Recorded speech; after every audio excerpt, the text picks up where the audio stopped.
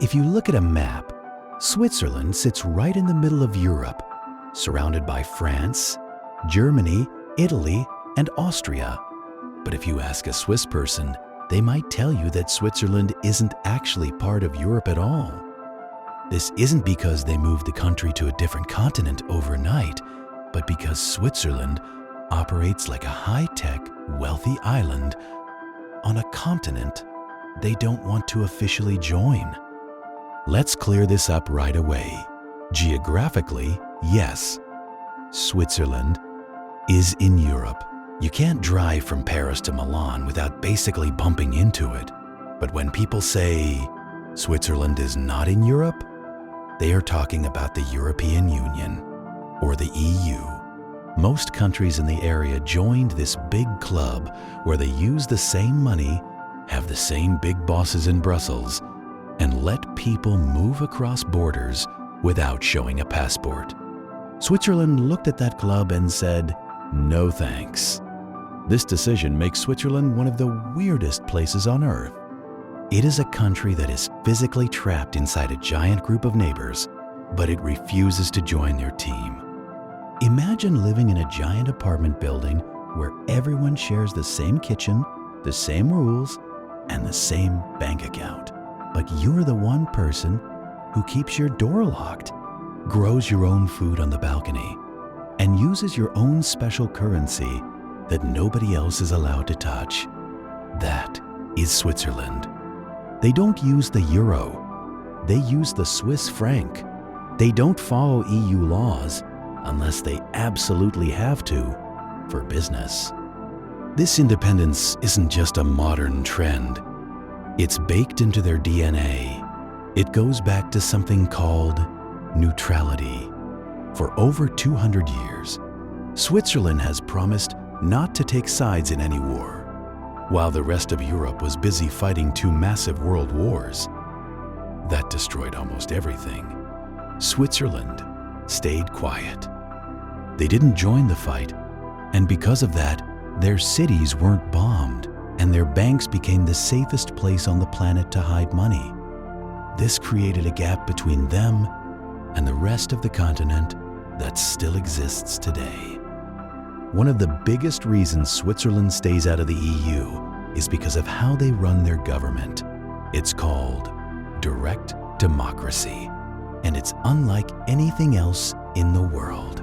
In most countries, you vote for a politician once every 4 years, and then that person goes off and does whatever they want, even if you hate it. In Switzerland, the people are the real bosses. If the government wants to pass a new law and the people don't like it, they can collect some signatures and force a nationwide vote. They vote on everything. Should we raise taxes? Let's vote. Should we buy new fighter jets? Let's vote. Should we give everyone a basic income? Let's vote. Because they have this power, they are terrified of joining the European Union. If they joined the EU, many of their laws would be made by people in other countries. The Swiss would rather have the power to say no to their own leaders than let a group of strangers in another country tell them what to do. This was proven back in 1992. There was a huge vote on whether to join the European Economic Area, which is like a waiting room for the EU. The government really wanted it. The big businesses really wanted it. But the people went to the polls and said no. That one day changed the course of their history. It set them on a path where they are in Europe for business, but out of Europe for politics. Now, let's get into the hidden mysteries, because this is where Switzerland gets really cool and a little bit scary. For a long time, Switzerland lived with the fear that someone would try to invade them. During World War II and the Cold War, they came up with a plan called the National Redoubt. Instead of trying to defend their borders at the flatland where it's easy to get attacked, they decided they would retreat into the Alps. They turned the mountains into a giant, hollowed-out fortress. We aren't just talking about a few caves. They built thousands of bunkers, tunnels, and underground hangars for fighter jets. Some of these bunkers are so big they can hold thousands of soldiers for months. But the craziest part is how they hid them. If you go hiking in the Swiss countryside, you might see a beautiful old wooden barn or a classic mountain chalet with flowers in the windows. It looks like a postcard. But look closer. Sometimes those wooden walls are actually painted concrete that is several feet thick. Those windows, they are fake.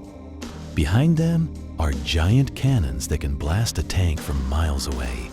They have entire artillery batteries hidden inside rocks that look like normal parts of the mountain. They even rigged their own country to explode. For decades, every major bridge, tunnel, and highway leading into Switzerland was packed with hidden explosives. The idea was that if an invading army tried to cross the border, the Swiss would just press a button and blow up every single way into the country, trapping themselves inside their mountain fortress where no one could reach them. They only recently started removing some of these explosives in the last few years, but many of the secret bunkers are still there, hidden in plain sight. If the secret mountain cannons weren't enough, did you know that every person in Switzerland is legally required to have access to a nuclear fallout shelter? Back in the 1960s, they passed a law saying that every new house or apartment building had to have a reinforced concrete bunker in the basement. These bunkers have heavy steel doors and special air filtration systems to keep out radiation and chemical gas. If you visit a Swiss friend, you might find their laundry room or their wine cellar is actually a nuclear bunker.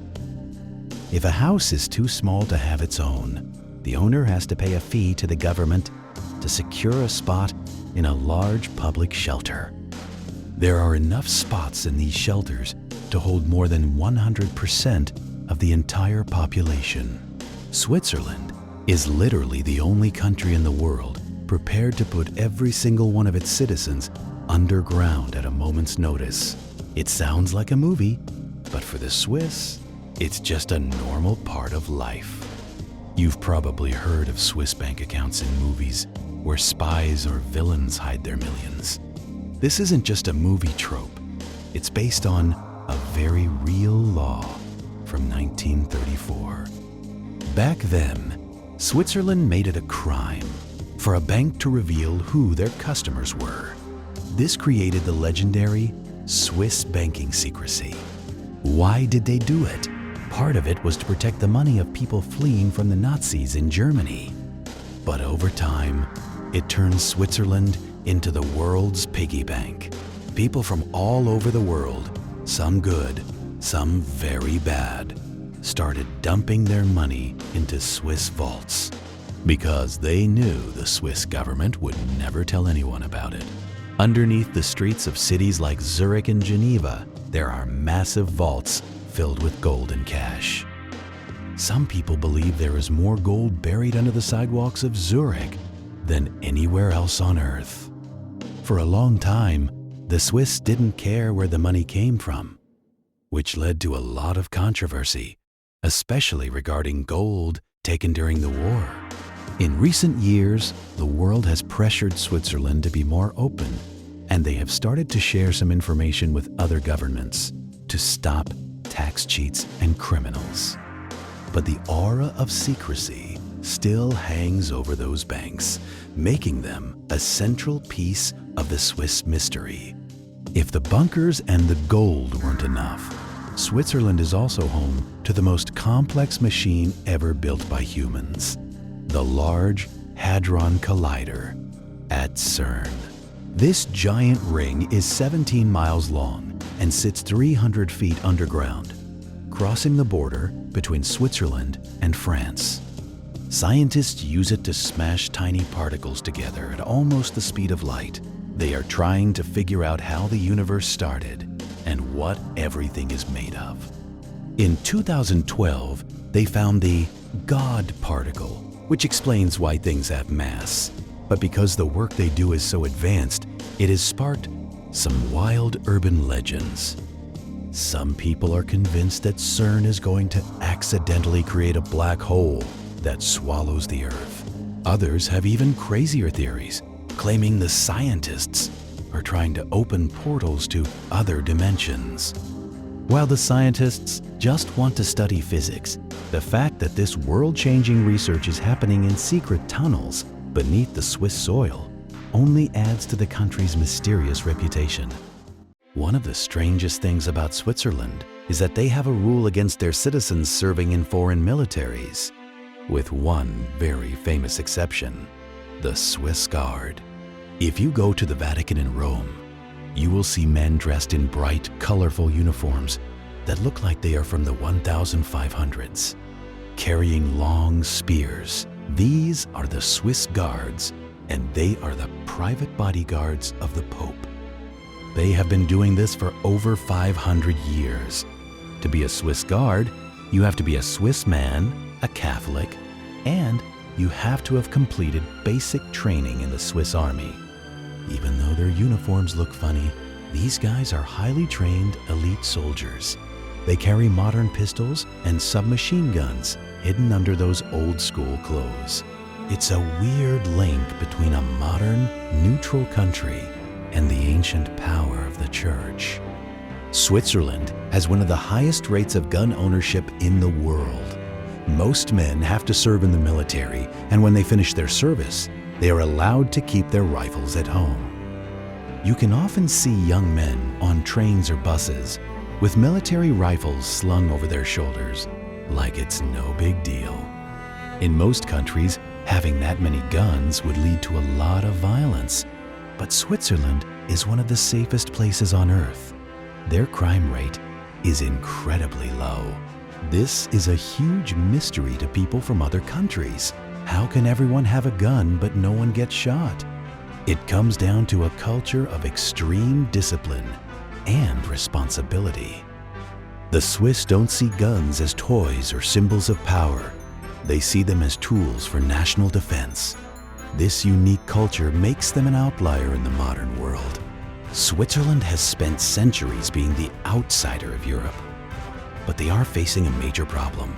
The world is changing, and it's getting harder to stay neutral.